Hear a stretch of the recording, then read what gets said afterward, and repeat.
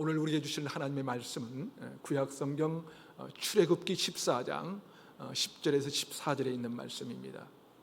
구약성경 출애굽기 14장 10절에서 14절에 있는 말씀, 저와 여러분이 한 절씩 교독하도록 하겠습니다.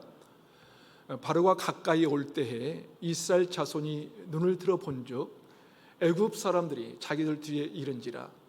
이스라엘 자손이 심히 두려워하여 여호와께 부르짖고 그들이 또 모세에게 이르되 애굽에 매장지가 없어서 당신이 우리를 이끌어내어 이 광야에서 죽게 하느냐? 어찌하여 당신이 우리를 애굽에서 이끌어내어 우리에게 이같이 하느냐? 우리가 애굽에서 당신에서 이런 말이 이것이 아니냐? 이르기를 우리를 내버려 두라. 우리가 애굽 사람을 섬길 것이라 하지 아니하더니요. 애굽 사람을 섬기는 것이 광야에서 죽는 것보다 낫겠노라. 모세가 백성에게 이르되 너희는 두려워하지 말고 가만히 서서 여호와께서 오늘 너희를 위하여 행하시는 구원을 보라.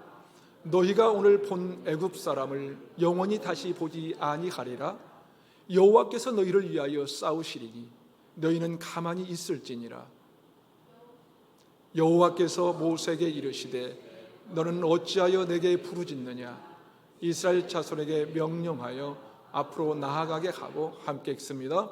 지팡이를 들고 손을 바다 위로 내밀어 그것이 갈라지게 하라.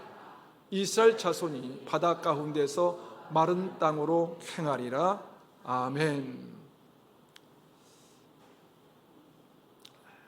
오늘부터 3주 내지 4주 동안 이 본문을 가지고 은혜를 나누려고 하는데요, 저는 이 홍해의 이야기를 읽으면 제 마음에 그런 느낌이 있습니다. 홍해라는 이 거대한 물결이 우리 인생의 앞을 가로막아도 그래, 건너갈 수 있을 거야 라는 생각을 하게 되는 것이죠. 저는 왠지 이 말씀을 읽으면 힘이 막 생기는 것 같아요. 그래, 홍해면 어때? 하나님께서 마른 땅을 건너게 해 주실 텐데, 그런 생각이 들기 때문이죠. 그래서 예수 믿는 것 아닙니까? 그래서 예수 믿는 사람이 세상 사람과 다른 것 아니겠어요? 그런데 문제는 이 홍해라는 이 거대한 이 물결이 우리 인생 가운데 단 한 번의 사건으로 끝나지 않는다는 사실입니다. 한 번이라면 건너갈 수 있을 것 같은데, 건너고 나면 또 다른 홍해, 또 넘어서고 나면 또 검푸른 홍해가 펼쳐지는, 그것이 문제라는 것이죠. 적어도 어느 정도의 인생을 살아온 사람이라면, 아니 20, 30대 청년이라 해도요, 인생의 이 홍해라는 것이 결코 단 한 번으로 끝나지 않는다는 사실을 경험하지 않았을까요? 기도회를 해보면요, 기도회 중에 가장 뜨거운 기도회가 수능 시험을 치를 때인 것 같습니다. 왜일까요? 그만큼 이 대학이 인생의 큰 문제요, 또 중요한 과제라는 거예요. 그래서 고3이 되면 산삼, 해삼보다 고3이라고 하지 않습니까? 그러니까 그토록 간절한 마음으로 수고하고 땀 흘리며 공부하고요, 그것이 고3인 수험생뿐입니까? 부모님들조차도 수험생 이 자녀와 같이 밤잠을 설치면서 뒷바라지를 하죠. 그리고 이 절박한 마음으로 이 눈물로 기도해서 드디어 대학에 들어갑니다. 그렇게 이 대학의 문을 열고 들어가면 끝이던가요? 좋은 대학에 들어가면 그것이 끝일 것 같지만 그것이 끝이 아니에요. 졸업시즌이 다가오면 어떻습니까? 사실 이 대학에 들어갈 때보다 훨씬 더 긴장이 큽니다. 요즘 취업이문이 그리 만만치 않거든요. 어쩌면 대학 들어갈 때보다 더 긴장하고 준비해서 취업을 하게 되지요. 근데 그 기쁨도 잠시, 선배나 이 상사의 관계는 왜 그렇게 어려운지, 동료들과의 관계는 어찌 그리 불편한 게 많은지, 또 일은 왜 그렇게 쉽지 않고 정말 내 적성에 맞기는 하는 건지, 그렇게 끊임없이 인생의 홍해는 밀려오는 것이지요. 그래도 이겨내고 또 이겨내다가 어느 정도 이 자리를 잡을 즈음이 되면 또다시 홍해를 만나게 됩니다. 이제 퇴직을 하라는 거예요. 아직 가야 할 길이 뭔데? 이 돈 들어갈 길은 아직 태산인데, 아니 그런 것보다 내 젊은 청춘을 다 바쳐서 회사를 위해 죽기 살기로 일했는데 그만두라는 거예요. 어디 직장인뿐입니까? 사업도 그렇고 사랑도 그렇지 않습니까? 사랑에서 이 결혼이라는 것을 시작하고 나면 고통 끝, 이 행복의 그 시작일 줄 알았는데 연애보다 훨씬 더 복잡해요. 사랑하는 사람 하나면 다 될 줄 알았는데 시댁 문제, 또 처가 문제로 관계가 정말 쉽지 않는 문제들이 터집니다. 그것뿐입니까? 자식을 그렇게 기다리다가 이 기도의 열매로 이 자식을 얻게 되었는데 그 기쁨이 잠시지 않던가요? 아이가 커갈수록 문제도 더 커지는 것을 수없이 경험하게 됩니다. 그래도 자식을 잘 길렀다고 생각했는데 어떤 문제로 이 자식과의 관계가 틀어지기 시작하면 그것보다도 더 깊은 이 고뇌는 없지 않습니까? 인생은 얼마나 끊임없이 이 홍해의 이 거센 이 물결이 우리를 덮치는지 모르겠습니다. 여러분 혹시 이 반지의 제왕이라는 책이나 영화를 보셨는지 모르겠습니다. 판타지 소설인데요, 그 책을 쓴 사람이 톨킨이라는 사람이에요. 그분이 이런 이야기를 했습니다. 이 악이라는 녀석은 무찌르고 눌러놓아도 그래서 겨우 한숨 돌리고 나면 또다시 다른 모습을 하고 어김없이 나타나곤 한다. 무슨 말입니까? 인생에서 이것 하나 극복하고 나면 또 다른 것이 우리를 유혹한다는 거예요. 우리를 유혹하고 문제 하나를 해결하고 나면 또 다른 문제가 터지지 않습니까? 이 악이라는 단어 대신 이 고통이라는 이 단어를 넣어도 마찬가지입니다. 고통이라는 것을 겨우 하나 극복하고 나면 또다시 다른 모습을 가지고 우리 앞에 펼쳐지는 것이 고통이요 고난입니다. 그렇다면 우리가 우리 그 인생의 홍해를 만났을 때 어떻게 해야 하는 것일까요? 미국 LA에 가면 꼭 한번 가봐야 할 곳이 있다고 하는데요, 이 게티 센터라고 하는 곳입니다. 게티 센터. 그것은 이 1890년대에 태어나서 1970년대까지 살았던 이 현대인으로서는 이 최고의 재벌이라고 불리는 이 석유 재벌, 이 폴 게티라는 사람이 세운 미술 박물관입니다. 그게 어느 정도 규모냐면요, 미술 박물관 하나 짓는데 14년이 걸렸다고 합니다. 여러분이 안 놀라실 줄 알았어요. 한 분도 안 놀라시는데, 그리고 건축비가 얼마나 들었는가 하면요, 건축비만 1조 5천억이 들었답니다. 1조 5천억. 그래도 안 놀라시는군요. 이 14년의 기간과 1조 5천억, 여러분 정말 놀랍지 않습니까? 그런데요, 그 박물관은 그가 살아생전 지은 것이 아니라 그가 죽은 후에 자녀들이 기부함으로 지은 것이라고 합니다. 그 미술관에는 예술품과 이 조각품, 그리고 고고학적 가치가 있는 물건들이 굉장히 많다고 하는데요, 지난 그 2018년 이 폴 게티의 일생에 대한 영화가 제작이 되었습니다. 제목이 올드머니라고 하는 영화입니다. 올드머니. 저는 이 설교를 준비하면서 짧게 그 인터넷으로 봤는데요, 그 영화는 이 폴 게티라는 사람의 이 말년의 그 인생을 보여준 것입니다. 올드머니의 영화는 이 폴 게티 3세 사건을 이 실화를 바탕으로 한 영화예요. 부와 권력, 그리고 이 가족의 비극을 그린 그 영화인데, 극도의 부가 가진 그 위험과 그것이 사람들의 삶에 미칠 수 있는 영향을 강조하고 있죠.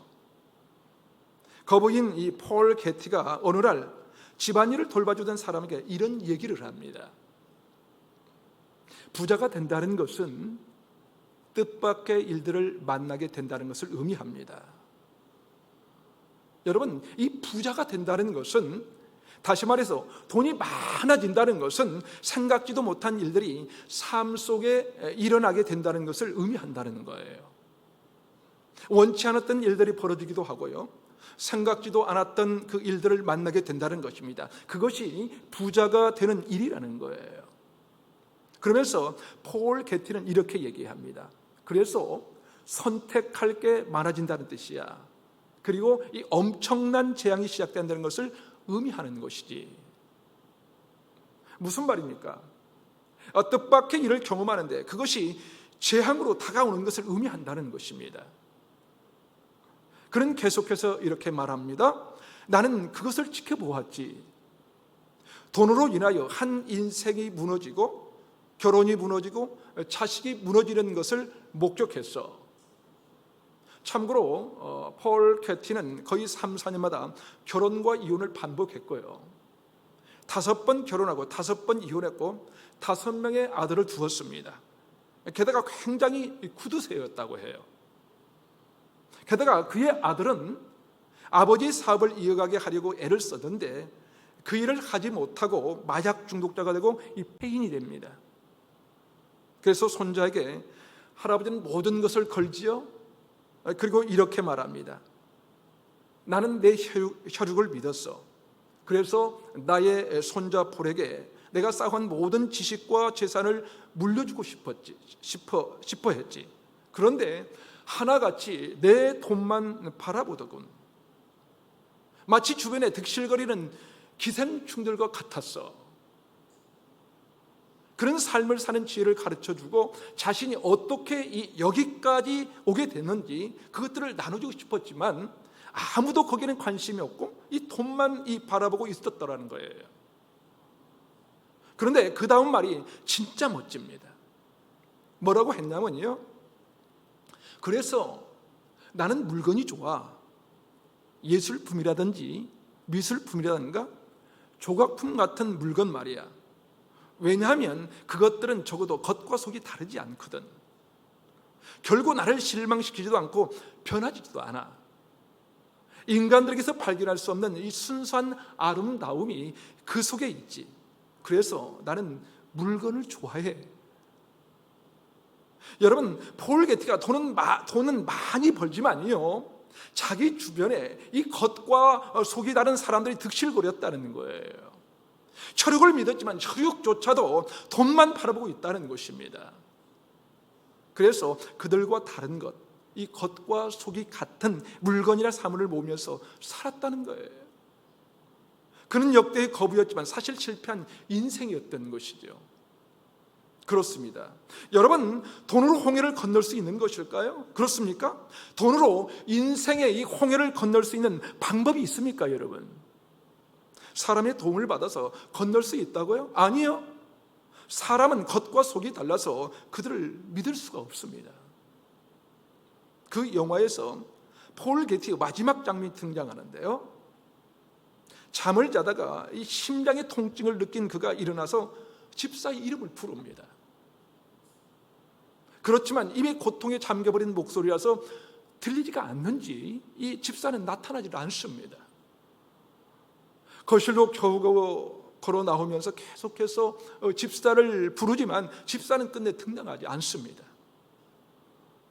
그러다가 마침내 거실 중간에서 쓰러지고 맙니다. 그리고 그는 벽에 걸려있던 그림 한 점을 이 가슴에 품고 숨을 거둡니다. 그가 좋아했던 물건을 들고 숨을 거둔 것이죠.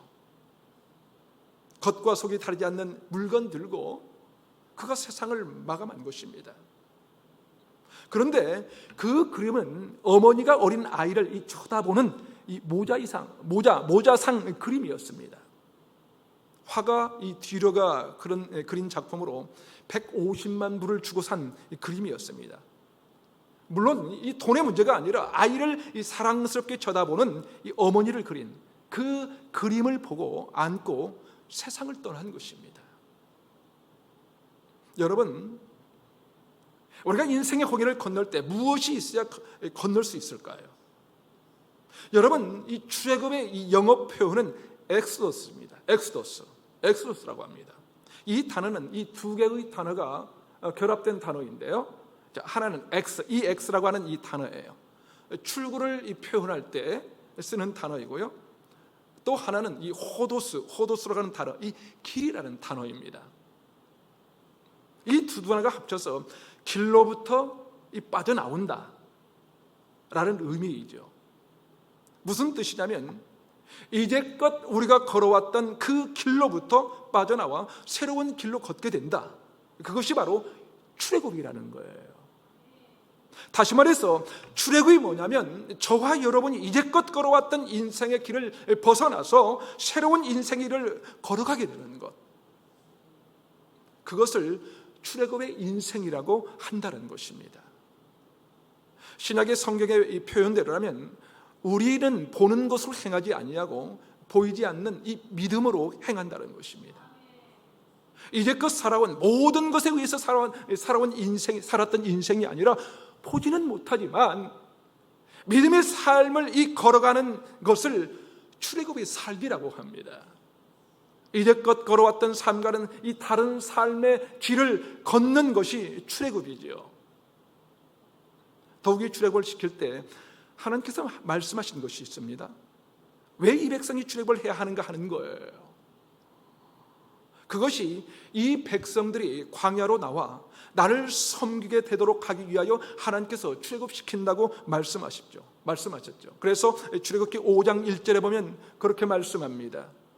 그들이 광야에서 내 앞에 절기를 지킬 것이니라. 결국 이 출애굽을 통하여 그들은 하나님을 만나는 삶을 살게 되는 것이지요. 그래서 광야에서 끊임없이 하나님은 예배에 대하여 말씀합니다. 그리고 제사에 대해 말씀하십니다. 번제는 무엇이고 화목제는 무엇인지 끊임없이 말씀해 주시는 것이죠. 여러분, 믿음의 길은요, 홍해 앞에서 하나님을 만나는 경험입니다. 수많은 고통의 굴레 속에서 하나님을 만나보는 거예요. 홍해의 물결 속에서 하나님을 다시 한번 체험해 보는 거예요. 그것을 가리켜서 새로운 길을 걷는 출애굽이라고 하는 것이죠. 그런데요, 이 하나님의 인도하심 따라 그렇게 출애굽의 길을 시작했는데 장애물이 등장하는 거예요. 출애굽의 기쁨도 잠시 넘실대는 이 검푸른 이 바다가 눈앞에 펼쳐지는 것입니다. 겨우 새로운 인생의 길을 시작했는데 그 길 바로 앞에 홍해가 가로막는 거예요. 그런데 여러분, 그런 홍해를 만날 때, 그런 고통의 순간을 만날 때, 그런 굴레 속에 들어갈 때 진짜 믿음이 무엇인지를 알게 됩니다. 믿음의 삶이 피상적인 것이 아니라 실제라는 것을 알게 되는 거예요. 말로만 하나님을 섬기는 것이 아니라 진짜 이 삶을 통해서 하나님을 만나보게 되는 것입니다. 그래서 우리에게 이 홍해가 필요한 것입니다. 여러분, 한번 생각해 보세요. 이 새로운 삶을 위해 출애굽을 했는데 홍해가 눈앞에 펼쳐져 있어요. 바로의 군대는 창검을 들고 뒤쫓아옵니다. 그렇다면 여러분, 바로 그때 우리가 어떻게 해야 할까요? 여러분 같으면 어떻게 하시겠습니까? 그때 그 순간에 하나님을 어떻게 경험할 것인가 하는 것입니다. 다시 말해서 우리가 인생의 홍해를 만났을 때 어떻게 하나님을 경험할 수 있을까요? 첫 번째로 하나님께 부르짖음을 주의해야 합니다. 하나님께 부르짖음을 뭐라고요? 주의해야 합니다. 출애굽기 14장 10절을 함께 읽어보겠습니다. 시작. 바로가 가까이 올 때에 이스라엘 자손이 눈을 들어본즉 애굽 사람들이 자기들 뒤에 이른지라 이스라엘 자손이 심히 두려워하여 여호와께 부르짖고. 여러분, 무슨 말이에요 이게? 홍해를 만나면 여호와께 부르짖으라는 거예요. 그런데 오늘 말씀을 보면 이스라엘 백성이 하나님께 부르짖었나요? 자세히 한번 보세요. 이어지는 11절을 보면요, 이들은 하나님께 부르짖는 것이 아니었어요. 부르짖는 것이 아니라 홍해의 현장을 경험하는 순간 하나님을 만나려고 한 것이 아니라 이럴 수가 있냐고, 이럴 수 있습니까? 원망으로 외치는 소리였다는 것을 알 수 있습니다. 만약 하나님께 부르짖다면 하나님, 우리를 건져주십시오, 우리를 도와주십시오 라고 해야 되겠죠. 그런데 그들은 그렇게 말하지 않았습니다. 애굽 땅에 매장지가 없어서 우리를 광야에 데리고 나와 죽게 하려고 하느냐고 모세를 원망하고 불평합니다. 그런데 여러분, 우리가 인생의 홍해를 만났을 때 하나님을 경험하려면요, 하나님께 부르짖음을 주의해야 합니다. 무슨 말이냐면요, 여기서 부르짖는다, 이 부르짖는다는 이 단어에는 두 가지 뜻이 있어요. 하나는 어떤 상황을 맞닥뜨려서 소리를 지르는다, 울부짖는다 라는 뜻이고요, 또 하나는 그 상황 속에서 누군가에게 도움을 청하기 위하여 간절히 탄원한다라는 뜻이 있습니다. 여러분, 이 두 가지 중에 이스라엘 백성은 어느 것을 한 것입니까? 하나님께 간절히 구원을 요청하는 것이었습니까? 아니면 이 상황에 대하여 원망의 소리를 지르고 있는 것일까요? 이스라엘 백성들은 하나님께 간절히 탄원한 것이 아니라 어떻게 이럴 수 있냐고, 어떻게 이럴 수 있습니까? 원망의 소리를 지르고 있는 것입니다. 차라리 우리를 애굽에 놔두지 왜 데리고 나왔냐고 원망하는 것이죠. 뭐하러 우리를 데리고 나와서 여기서 죽게 하느냐고 소리를 지른 거예요.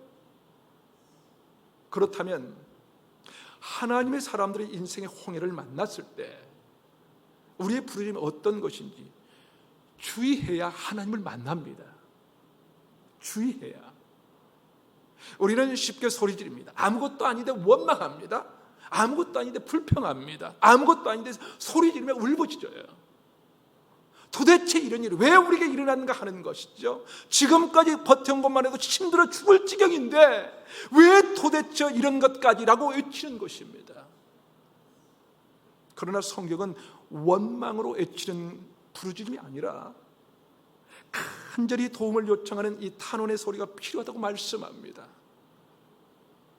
여러분, 신앙생활은 뭘 하는가 하면요, 어려움을 만났을 때 정말 절실하게 하나님 나를 도와주십시오, 나를 도와주세요, 내가 이 고난의 물결을 이길 수 있는 힘이 없습니다, 나는 이 홍해를 건너갈 힘이 없으니 하나님 도와주십시오, 그런 부르짖음이 필요하다는 것입니다. 그런데 우리는 어떻습니까? 도움을 간청하기 위하여 부르짖는 것보다도 홍해를 만난 순간 거친 이 홍해를 바라보며 그 상황에 대해 울부짖는 때가 많지 않습니까? 사랑하는 여러분, 하나님은요 간절히 탄원하는 자에게 응답하시는 하나님이십니다. 출애굽기 2장에 보면 이스라엘 백성들이 애굽 땅에서 이 고통을 당할 때 하나님께 부르짖는데요, 하나님께서 그 부르짖음의 소리를 들으시고 아브라함과 이삭과 이 야곱에게 약속하신 언약을 기억해 내시는 것입니다. 언약을 기억해 내셨다는 거예요. 그리고는 그 백성을 건져내시기로 작정하시고 그들을 돌보셨다고 성경은 기록하고 있습니다. 출애굽기 2장 23절부터 25절까지 우리 함께 읽어보겠습니다. 시작. 여러 해 후에 애굽 왕은 죽었고 이스라엘 자손은 고된 노동으로 말미암아 탄식하며 부르짖으니 그 고된 노동으로 말미암아 부르짖는 소리가 하나님께 상달된지라. 하나님이 그들의 고통 소리를 들으시고 하나님이 아브라함과 이삭과 야곱에게 세운 그의 언약을 기억하사 하나님이 이스라엘 자손을 돌보셨고 하나님이 그들을 기억하셨더라. 아멘. 아멘이시죠. 사랑하는 여러분, 하나님은 어떤 분이시냐면요, 억울하다고 소리 지르는 사람의 소리를 들으시는 것이 아니라 간절히 도움을 요청하는 부르짖음의 소리를 들으시고 응답하시는 분이십니다. 우리가 만일 홍해를 경험할 때마다 하나님의 도우심을 간절히 부르짖으면 하나님은 반드시 들으시고 돌보신다는 것입니다. 그렇게 여러분, 우리는 원망하고 이 불평하는 소리를 지르기보다도 하나님께 이 도움을 구하는 삶, 하나님께 탄원하는 자들이 되어야 합니다. 그래야 하나님이 우리를 돌보시고 구원해 주실 것이기 때문입니다. 그런데 여러분, 이 하나님께 탄원하고 부르짖어 구원을 요청하는 사람이 마음속에 이 반드시 품어야 하는 것이 있습니다. 다시 말해서 우리가 홍해를 만났을 때 어떻게 하나님을 경험할 수 있을까요? 두 번째로, 하나님의 일하시는 방식을 알아야 합니다. 하나님의 일하시는 방식. 오늘 본문 11절을 보면 알 수 있는데요, 11절을 함께 읽어보겠습니다. 시작. 그들이 또 모세에게 이르되 애굽에 매장지가 없어서 당신이 우리를 이끌어내어 이 광야에서 죽게 하느니라. 어찌하여 당신이 우리를 애굽에서 이끌어내어 우리에게 이같이 하느냐. 무슨 말입니까, 여러분? 이스라엘 백성들은 이렇게 생각한 거예요. 애굽 땅에서 빠져나오게 하시다니 여기서 죽게 하는 겁니까? 그들은 하나님이 일하시는 방법을 몰랐던 것입니다. 여러분, 하나님께서 이스라엘 백성들을 출애굽시켜서 광야에서 죽게 하려고 출애굽시킨 것일까요? 아니면 더 나은 삶을 위해 출애굽시킨 것일까요? 어떤 것일까요? 누구라도 정답은 알 수 있는 것이죠. 좀 더, 물론 더 나은 삶을 위해서였어요. 그런데 눈앞에 넘실대는 이 홍해를 만나게 되면 어떤 생각을 하느냐면요, 날 죽이려고 이런 것인가? 왜 그러지? 하나님 왜 이신 거예요? 라고 말합니다. 아니에요. 하나님이 일하신 방법, 이 하나님의 일하신 방식은요, 살리려고 하는 것입니다. 출애굽시켜 매장하거나 수장시키려고 하는 것이 아니라는 거예요. 홍해 앞으로 우리를 이끌어 가시는 것은 우리를 그 물속에 이 수장시키려고 하는 것이 아니라 홍해 가운데서 우리를 어떻게 살리시는 걸 보여주시고 하는 것입니다. 그러게 요한복음 10장 10절에 주님은 말씀하지 않습니까? 내가 온 것은 양으로 생명을 얻게 하고 더 풍성히 얻게 하려는 것이라고 온 것이지, 내가 와서 도둑처럼 죽이고 멸망시키려고 온 것이 아니라는 거예요. 여러분, 이것이 하나님이 일하시는 방식입니다. 하나님이 일하시는 원리라는 거예요. 이게 원리예요. 이것을 정확하게 알고 있어야 우리는 이 홍해를 만날 때마다 원망의 소리가 아니라 하나님께 부르짖어 탄원할 수가 있는 것입니다. 그렇지 않으면 이스라엘 백성들처럼 원망의 소리를 지를 수밖에 없는 거예요. 억울하다는 말밖에 없어요. 그러나 하나님의 일하시는 원리를 아는 사람은 하나님이 이 살리시는 이 원칙을 알고 있다면 그렇게 소리 지를 수 없는 것이지요.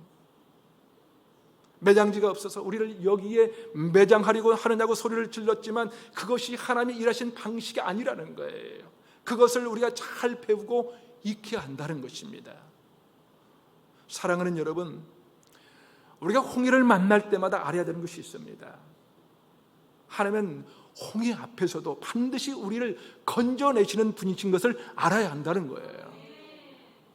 하나님은 홍해에 마른 땅을 내시는 거예요. 마른 땅을 내셔서 우리를 건너게 하시는 분인 것을 알아야 한다는 거예요.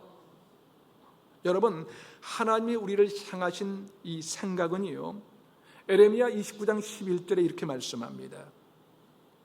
여호와의 말씀이라 너희를 향한 나의 생각을 내가 아나니 평안이요 재앙이 아니니라. 너희에게 미래와 희망을 주는 것이라. 그리고 이어지는 에레미야 29장 12절과 13절에 이렇게 말씀합니다. 너희가 내게 부르짖으며 내게 와서 기도하면 내가 너희들의 기도를 들을 것이요, 너희가 온 마음으로 나를 구하면 나를 찾을 것이요 나를 만나리라. 아멘. 여러분, 그렇습니다. 우리를 향하신 하나님의 생각은 재앙이 아니라 장래에 이 소망과 희망을 주시는 것입니다. 우리가 하나님께 부르짖어 기도하고 찾고 찾으면 만나 주시는 거예요. 그것이 하나님의 일하시는 방법이에요. 이것을 우리가 머릿속에 언제나 가지고 있어야 한다는 거예요. 우리가 때로 홍해를 만나고 사망의 음침한 골짜기를 지나가게 하신다 할지라도 홍해에 이 수장시키거나 사망의 음침한 이 골짜기에 빠뜨리신 것이 아니라 우리를 건너게 하실 이 마른 땅을 내시고 푸른 초장과 이 쉴만한 물가로 인도하시려는 하나님의 계획이라는 것을 여러분 알아야 한다는 것입니다. 만일 하나님의 일하시는 방법, 이 원리를 모르면요, 우리는 끊임없이 이스라엘 백성들처럼 원망하게 될 것입니다. 나에게 이럴 수가 있냐고. 차라리 애굽 땅에서 노예로 살다가 죽는 게 낫다고 소리를 지르는 거예요. 그러나 하나님의 일하시는 방식을 알고 나면요, 그때부터 원망이 사라지는 거예요. 하나님의 일하시는 원칙을 알고 나면 그때부터 내 삶에 불평이 없어집니다. 사랑하는 여러분, 기억하십시오. 하나님은 우리를 살리시는 분이십니다. 우리에게 더 좋은 것을 주시기 위하여 홍해를 경험하게 하십니다. 우리를 수장시키기 위하여 홍해를 만나게 하신 것이 아니라는 거예요. 여러분, 기억하십시오. 그러게 여러분이 홍해를 만나셨습니까?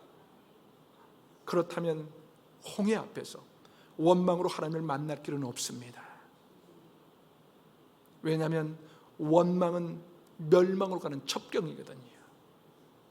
고린도전서 10장 10절은 이렇게 기록되어 있습니다. 우리 함께 읽어볼까요? 시작. 그들 가운데 어떤 사람이 원망하다가 멸망시키는 자에게 멸망하였나니 너희는 그들과 같이 원망하지 말라. 그렇습니다, 여러분. 원망하면 멸망시키는 자에게 멸망당할 수밖에 없다는 거예요. 그러게 하나님은 우리에게 너희는 그들과 같이 뭐라고요? 원망하지 말라고 말씀합니다. 원망하지 말라는 거예요. 인생의 홍해를 만났을 때 이 원망하는 것은 사는 길이 아니라는 거예요. 그것은 죽음으로 가는 길이다, 그 말씀이에요. 야고보서 5장 9절에도 이렇게 말씀합니다. 형제들아, 서로 원망하지 말라. 그리하여야 심판을 면하리라. 보라, 심판주가 문 밖에 서 계시니라. 그렇습니다, 여러분. 원망은 이 멸망과 심판을 불러오는 거예요. 원망은 우리를 살게 하는 것이 아니라는 거예요. 우리가 살아가는 것은 하나님의 일하시는 방식을 믿고 하나님께 부르짖어 탄원하는 것입니다. 원망을 제쳐두고 하나님의 일하실 것을 기대하는 것이죠. 원망은 멸망을 자초하는 이 습관이거든요. 그러게 그들과 같이 되지 않도록 하나님이 말씀하시는 것입니다. 사랑하는 여러분, 우리 믿음의 사람들이 걸어가는 길은요, 하나님께서 살리신 길을 걸어가는 것입니다. 인생의 홍해를 만나도 하나님이 살리시는 이 역사의 방법을 배우는 거예요. 아무리 거대한 홍해가 나타나도 우리가 수장될 것이 아니라 오히려 그 속에서 마른 땅으로 걷게 되는 것을 경험하는 것입니다. 그래서 믿음이란 사실 이 신선한 충격입니다. 신선한 충격. 하나님의 일하신 것을 경험할 때마다, 인생의 이 홍해를 만날 때마다 하나님의 일하신 방법을 확인하며 우리의 삶이 새로워지는 것입니다. 그래서 우리가 옛적의 길에서 빠져나와 새로운 길을 걷게 되는 것입니다. 그것이 바로 인생의 이 출애굽입니다. 사랑하는 여러분, 출애굽은 이제껏 걸어왔던 길에서 빠져나와서 하나님의 길을 걷는 것입니다. 그 길은 살리는 길입니다, 여러분. 사랑하는 여러분, 혹시라도 여러분이 검푸른 물이 넘실대는 홍해 앞에 서 있습니까? 그렇다면 여러분, 우리가 만난 홍해 앞에서 원망을 접어두고 하나님의 도움을 간절히 요청해 보십시오. 부르짖어 탄원의 소리로 그분의 일하심을 경험하시기를 바랍니다.